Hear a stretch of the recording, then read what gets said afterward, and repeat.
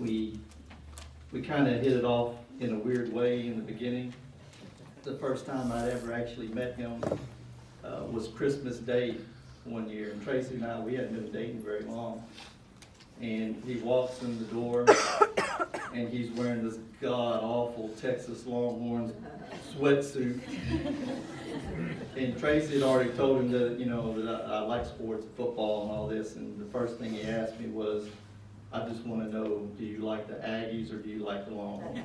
And I said, of course the Aggies. There's no way I would ever root for a team with those ugly colors. And he looked at Tracy and said, Tracy, tell Charlie goodbye, he's leaving now. We had that kind of relationship, and I miss our back and forth. We would talk crap to each other all the time. So I'll tell a few stories, and some of these stories might make you cry, and some might make you laugh. Most of them are probably going to be inappropriate, but that's the way he liked it. So on several occasions when we would be going back and forth, and he would just look at Tracy and he'll just say, God damn it, baby, why don't you just kill him in his sleep? We'll swear that it was an accident. I know it wasn't, serious. Well, I think it wasn't serious. There was a couple of times that I woke up and she had a pillow holding it tight, breathing really, really heavy, So, on our wedding day, after the wedding was over with, he called us both up there at the front, and he said, Charlie, I want you to remember this day. And in my mind, I'm not thinking about this right now. I'm thinking about, okay, we're going to be going back to the hotel a little later, and it's going to be that's a memorable day to me. So he takes my hand and he puts it on top of hers, and he says, I want you to remember this, because this is the last day you'll ever have the upper hand on this one. And boy, was he right. When it got down towards the end, Dave had wrote the old man a letter. Now you understand, I never called him Ron, ever. It was either Big R or I called him Dad, because that's what he was to me.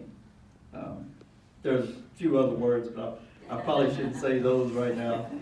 But Lisa couldn't read this letter to him, so she asked me if I would do it, and I read it. And one of the little pieces in there, he talked about sitting on the couch, asking the old man for his blessing. And so I started reflecting on that with my own situation with that. So I can remember going over to the house, and I'm nervous, my hands are sweaty, I'm sitting there because, here's this man, he's larger than life, he's big and boisterous, and his voice carries forever. And so I asked him, and he just started, he started laughing. He said, I already knew, Claudia already told me. I just wanted to see you sit there and sweat a little bit. So he said, yes, and we talked, and he said, but I, only have one condition on all this. You can't ever give her back. For 15 years, I've been trying to give her back, so I guess he won that one.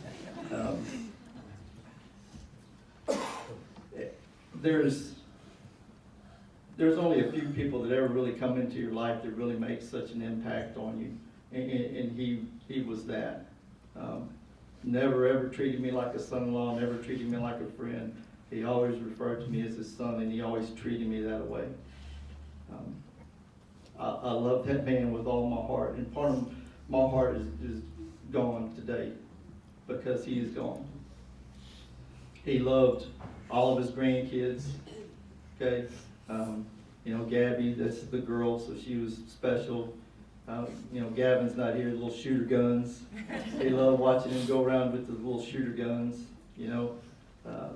Robert and Mike, we always said that, that we need to get them in football because those two probably go to the NFL. He loved they were just big kids, and he was ready for them to start playing sports. Christopher, we've all been looking up at Christopher literally for a very long time. He loved Christopher. Nick, my little one, he always, even towards the end, it was one thing he kept saying was, I love watching Nick play baseball.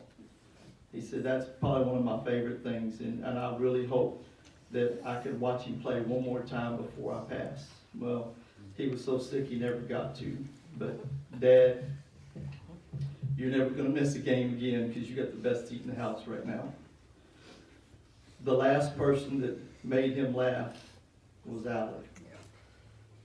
So when we got down to, it was the last Friday, it was Friday, and we knew he was getting really bad. And Tracy said, you know what, Dad was so adamant he did not want the boys to be there to see him in his final hours. So Tracy said, I'm gonna go pick up Nick and I'm gonna take him to his friend's house. Well, Alec had already had, later on, he was already scheduled to go to one of his friend's house and sleep over. So Nick was gone, I was fixing to take Alec. Alec goes in the room, the old man is out, so he's not really conscious right at that moment. And Alex gave him a kiss and he said, Pop, I love you, I'm going to my friend's house. He said, but you can't die tonight. And then all of a sudden, he went, that's that sick, twisted sense of humor.